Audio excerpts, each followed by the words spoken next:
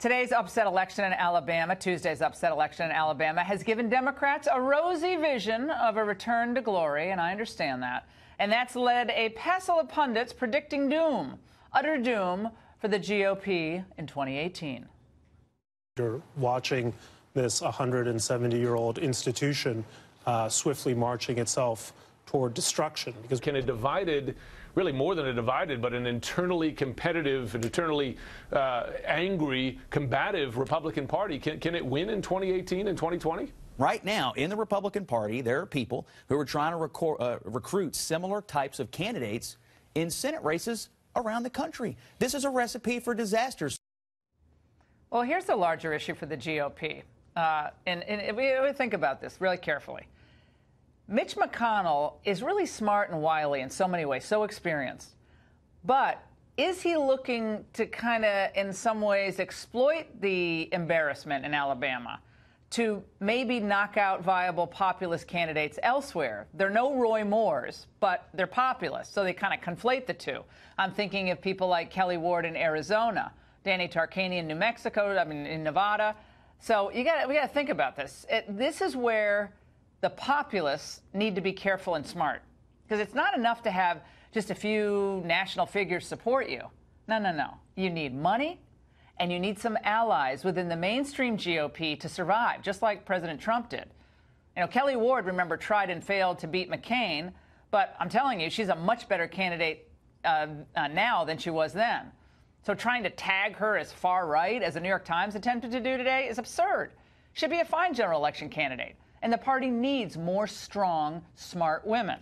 Joining me now to discuss this exclusively is RNC chairwoman Ronna McDaniel. She huddled up with President Trump today, and this is her first interview since the election in Alabama. Ronna, great to see you. How are you? Oh, great to be here. Thanks for having me. Merry Christmas.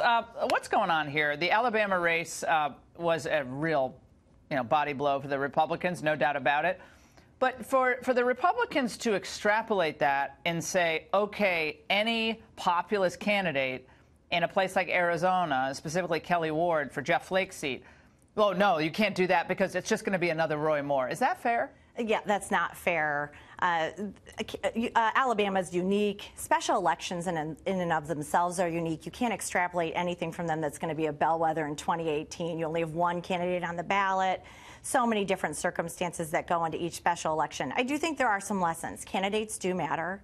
You do need good candidates.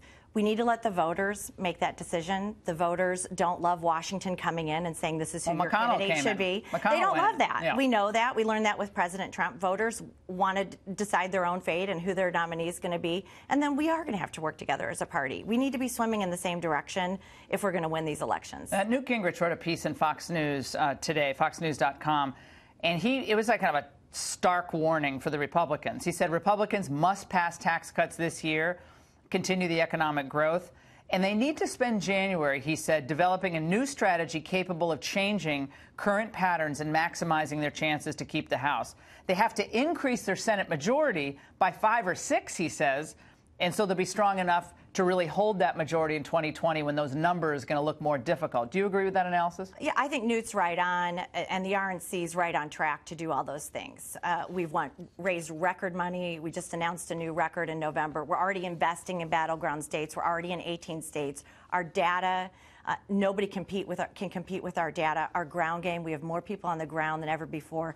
And we're also doing outreach to communities that we haven't been in before. We have to start showing up and having a conversation and talking about the things we have in common. But I think Newt's absolutely right. We're going to compete for those House seats. We got to keep the majority. And there's a lot of competitive Senate seats. The map looks good for us. What did the president say, if you can share some of his thoughts today that are not private? I mean, what was his mood like? What was he...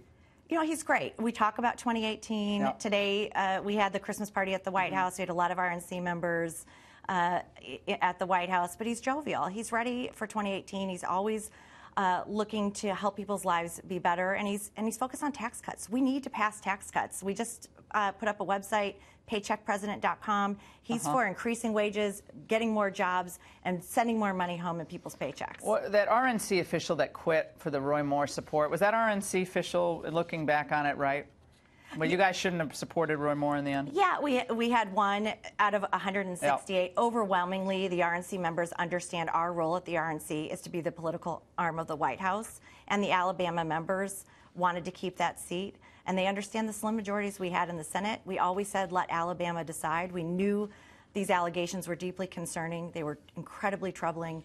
But at the end of the day, Alabamans made their Well, the decisions. president said, look, I know people, a lot of Republicans are glad he's not here, but just for my agenda, I wish we had that seat. That's a pragmatic way of looking at it, and I know it horrifies a lot of Republicans, but that is true. Losing that seat is a blow to the Republican Party. Yeah, he always said these allegations are incredibly troubling and concerning and disqualifying if they're proven true. Well, he's even conceded the election yet, Roy Moore? I mean, is he still I don't know. riding his horse to the next speech? I'm not quite sure what's going on. I haven't kept up to date on that. When people, I asked this on my radio show. I'm going to ask tonight. I know. So when they write in on their cards, yes, I'll give you $25 or $50, or they write a note. What's the number one thing people want done? The Republican electorate, what do they want done? Well, right now I'm getting a lot of Merry Christmas cards, which is great. But I always look at them for you. It is tax cuts. We have to show that we can pass a big agenda item and govern with the majority. And they want to see people support the president. They want to see Congress support the president. Isn't the latter really important? Support the president's agenda? Support the president's agenda 100%. We hear that all the time at the RNC, and it is part of why we are having such record fundraising.